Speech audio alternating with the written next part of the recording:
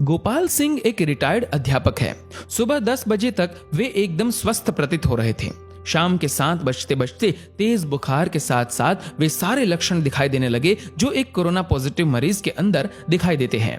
परिवार के सदस्यों के चेहरों पर खौफ साफ दिखाई पड़ रहा था।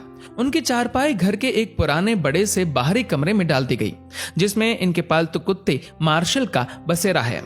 गोपाल जी कुछ साल पहले एक छोटा सा घायल पिल्ला सड़क से उठाकर लाए थे और अपने बच्चे की तरह उसे पाला और उसका नाम रख दिया मार्शल। इस कमरे में अब गोपाल जी, उनकी चारपाई और उनका प्यारा मार्शल है।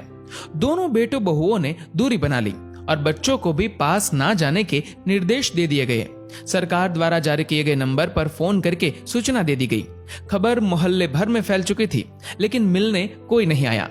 साड़ी के पल्ले से मुंह लपेटे हुए, हाथ में छड़ी लिए पड़ोस की कोई एक बूढ़ी अम्मा आई और गोपाल जी की पत्नी से बोली, अरे कोई इसके पास दूर से खाना ही सरका दो, वे अस्पताल वाले तो इसे भूखा ही ले जाएंगे उठा के।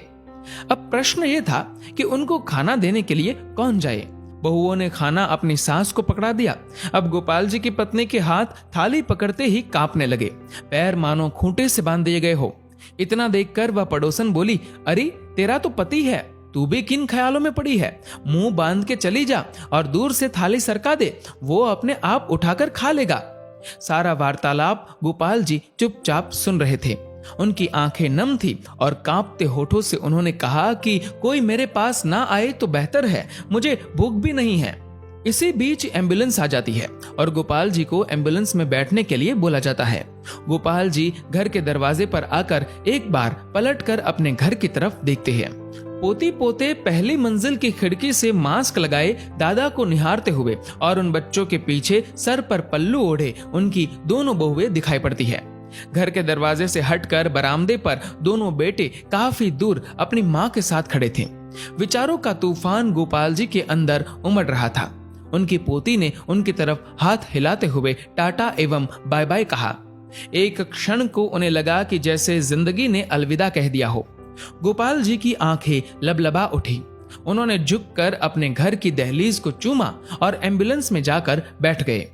उनकी पत्नी ने तुरंत पानी से भरी बाल्टी घर की उस दहलीज पर डाल दी जिसको गोपाल जी चूमकर एम्बुलेंस में बैठे थे।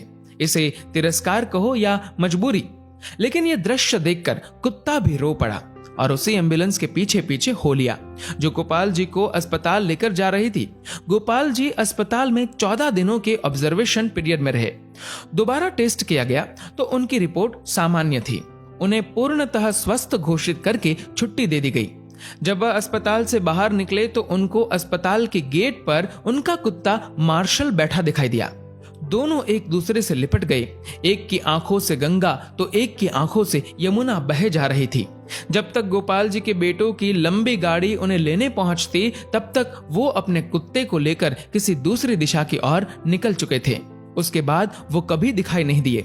आज उनके फोटो के साथ उनकी गुमशुदगी की खबर छपी है। अखबार में लिखा है कि सूचना देने वाले को 40,000 का इनाम दिया जाएगा। 40,000।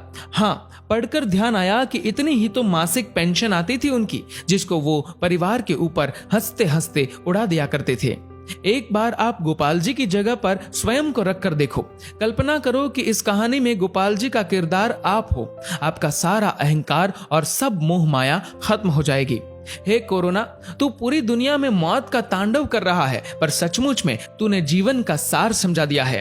तेरे लिए अमीर गरीब, छोटा बड़ा, स्त्री पुरुष, राजा रंक कोई भेदभाव नहीं, सब एक समान है। इसीलिए मैं आपसे निवेदन करता हूँ कि कुछ पुण्य कर्म कर लिया कीजिए। जीवन में कुछ नहीं है, कोई अपना नहीं है। जब तक स्वार्थ है तभी तक आपके सब है। जीवन एक सफर है, मौत उसकी मंजिल है। मोक्ष का द्वार कर्म है, यही सत्य है।